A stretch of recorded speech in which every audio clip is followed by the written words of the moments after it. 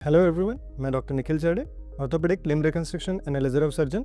आज हम बात करेंगे डीएफओ सर्जरी के बारे में। नी पेन से परेशान है लेकिन एक्सरे में आर्थराइटिस बहुत कम दिख रहा है, तो हो सकता है प्रॉब्लम आपकी अलाइनमेंट में हो। बो लेग्स जिसमें पैर बाहर की तरफ मुड़ जाते हैं या नॉक नीज जहां घुटने टकराते हैं, ये दोनों सिर्फ देखने का इशू नहीं होते। इन दोनों कंडीशंस में नी जॉइंट के अंदर लोड अनइवनली डिस्ट्रीब्यूट होता है, और लोड जब भी अनइवन डिस्ट्रीब्यूट होता है तो स्ट्रेस एक साइड पे ज्यादा आता है। सिंपल शब्दों में, when it looks uneven it loads uneven. Normal alignment में हमारा बॉडी वेट एक स्ट्रेट लाइन से नी जॉइंट के बीच में से गुजरता है, लेकिन अगर अलाइनमेंट वारस या वाल्गस हो तो ये लाइन शिफ्ट हो जाती है।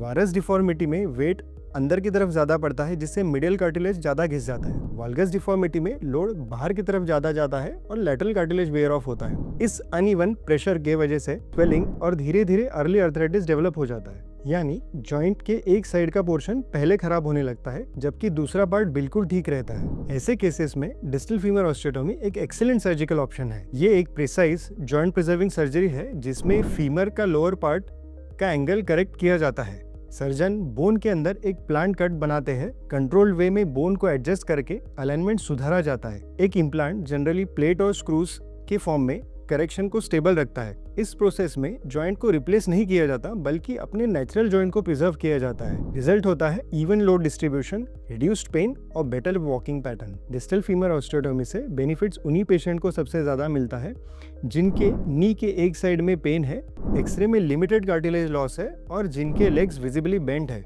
बो लेग्स या नॉक नीज। ये उन लोगों के लिए आइडियल है जो 20 से 50 साल के बीच में एक्टिव लाइफस्टाइल मेंटेन करना चाहते हैं और अभी नी रिप्लेसमेंट की स्टेज नहीं आई है। यानी ये सर्जरी उन पेशेंट्स के लिए ब्रिज का काम करती है जो अपने नेचुरल जॉइंट्स के साथ जिंदगी जीना चाहते हैं। अगर बात करें रिकवरी की, तो modern locking plates, minimally invasive surgical techniques और अर्ली फिजियोथेरेपी की वजह से हीलिंग काफी स्मूथ होता है। जनरली पेशेंट्स 6 से 8 हफ्ते में रूटीन वॉकिंग कर लेते हैं। 3 से 4 महीनों में फुल एक्टिविटीज रिज्यूम कर सकते हैं। पेन कम होता है, अलाइनमेंट इंप्रूव होता है और सबसे इंपॉर्टेंट कॉन्फिडेंस वापस आता है। यही वजह है कि बहुत से पेशेंट्स अपने सर्जरी के बाद फिजिकली एक्टिव और मेंटली रिलीफ फील करते हैं। डिस्टल फीमर ऑस्टियोटोमी का गोल सिर्फ पेन रिलीफ नहीं है बल्कि लॉन्ग टर्म जॉइंट प्रिजर्वेशन है।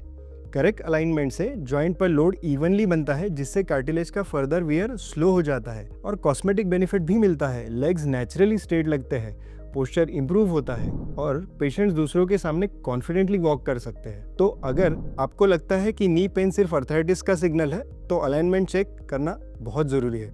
डिस्टल फीमर ऑस्टियोटोमी एक साइंटिफिक जॉइंट प्रिजर्विंग अप्रोच है जो पेन को कम करके अलाइनमेंट सुधार कर आपके नी जॉइंट की लाइफ बढ़ा सकती है। Reconstruct, realign and restore. तो आपको या आपके किसी चाहने वाले को अगर बोन लेग्स, नॉक नीज या नी पेन परेशान कर रहा है तो कृपया उसे ये वीडियो शेयर करें, तो हमारे वीडियो को लाइक करें और हमारे चैनल को ज़रूर सब्सक्राइब करें।